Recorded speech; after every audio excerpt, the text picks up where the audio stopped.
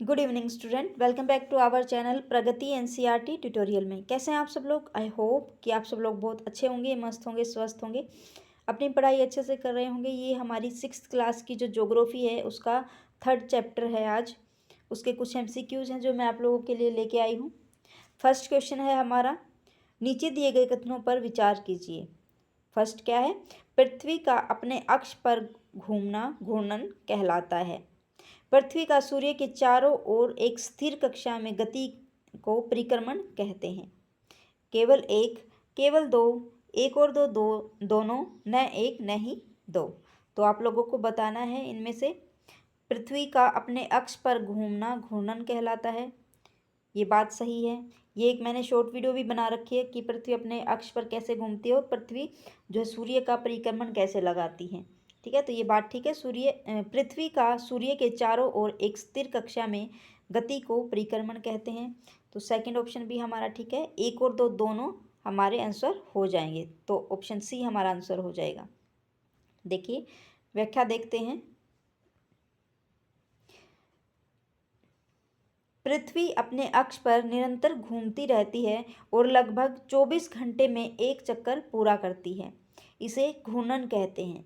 पृथ्वी अपने अक्ष पर घूमती हुई लगभग 1 लाख किलोमीटर प्रति घंटा की गति से सूर्य की परिक्रमा करती है।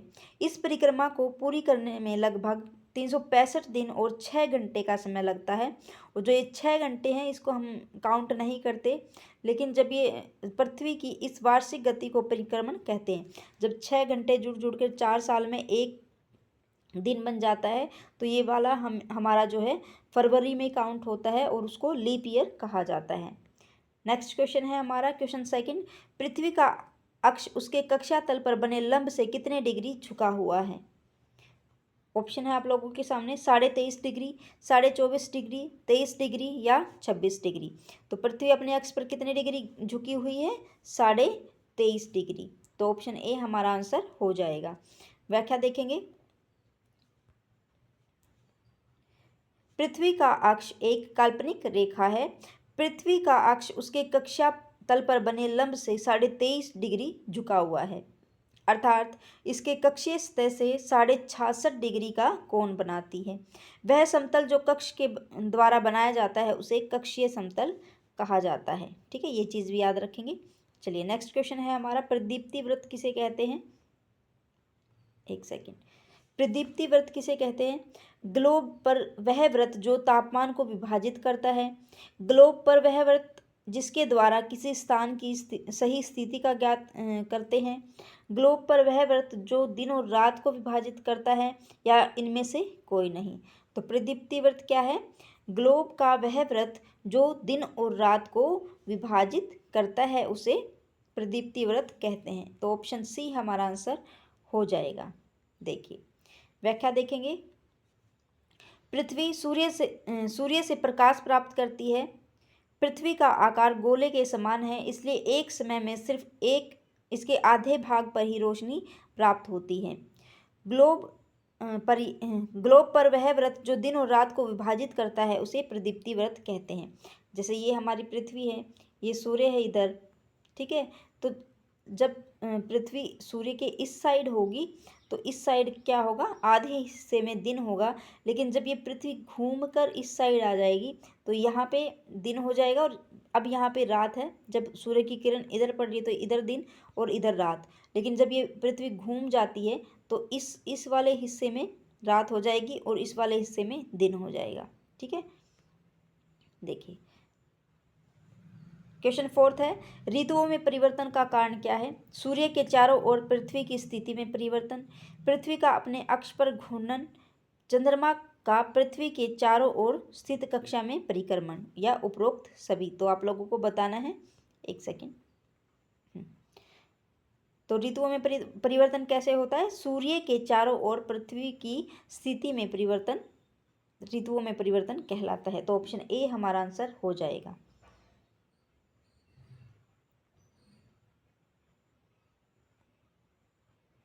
व्याख्या देखेंगे। सामान्यतः एक वर्ष को गर्मी, सर्दी, वसंत एवं शरद ऋतुओं में बांटा जाता है। ऋतुओं में परिवर्तन सूर्य के चारों ओर पृथ्वी की स्थिति में परिवर्तन के कारण होता है। कैसे होता है? सूर्य के चारों ओर पृथ्वी की जो स्थिति में परिवर्तन है उसके कारण ऋतुओं में परिवर्तन होता है, जबकि पृथ्वी का अपने अक्ष में घूमने के कारण दिन और रात होते हैं। ठीक है, पृथ्वी जब अपने अक्ष पर घूमती है, घूर्णन करती है, उसके कारण दिन और रात बनते हैं। क्वेश्चन 5 है हमारा, एक सेकेंड। 21 जून को पृथ्वी का उत्तरी गोलार्ध सूर्य की तरफ झुका होता है।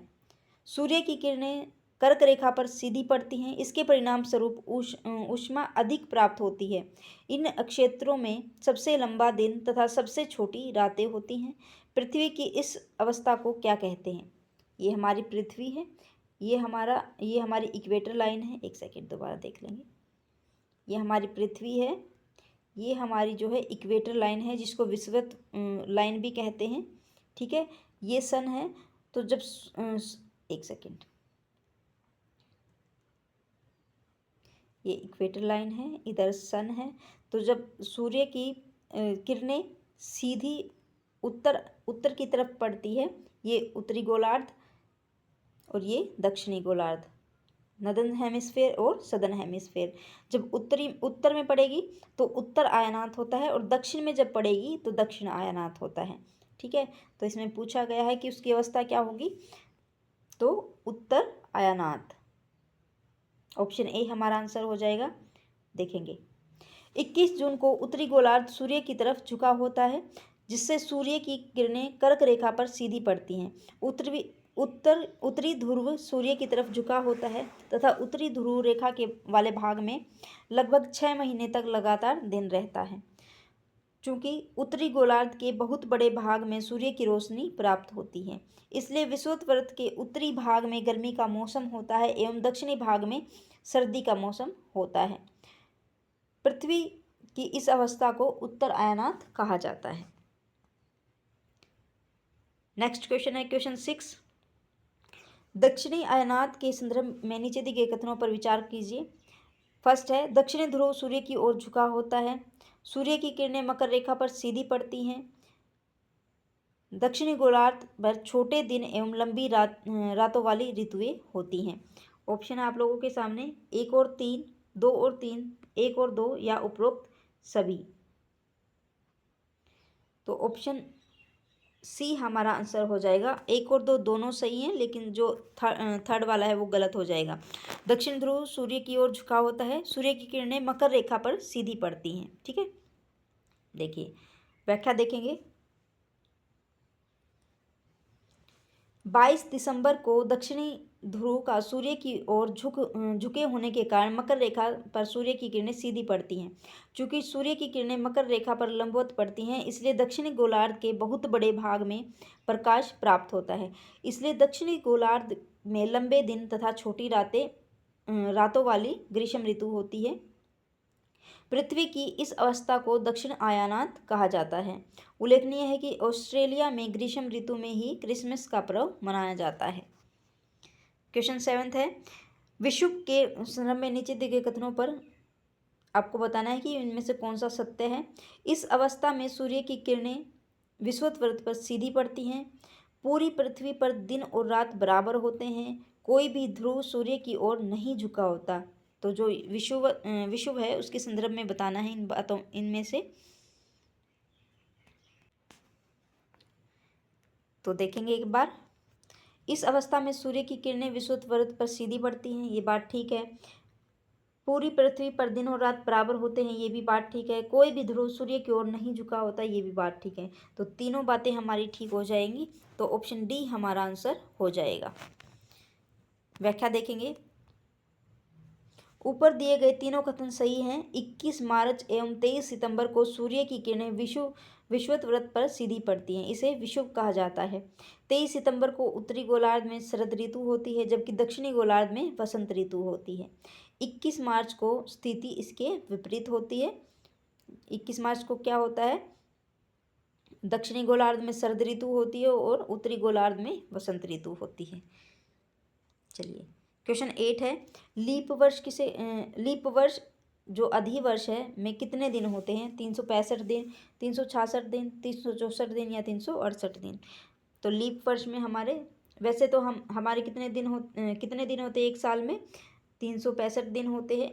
और लीप वर्ष में एक दिन और बढ़ जाता है, फरवरी के महीने में 28-29 का हो जाता है, तो वो हमारा 366 दिन हो जाएंगे। ठीक है, तो चलिए स्टूडेंट एक बार इसकी व्याख्या देख लेंगे। देखिए, पृथ्वी को सूर्य का एक परिक्रमण पूरी करने में लगभग 365 दिन 6 घंटे लगते हैं।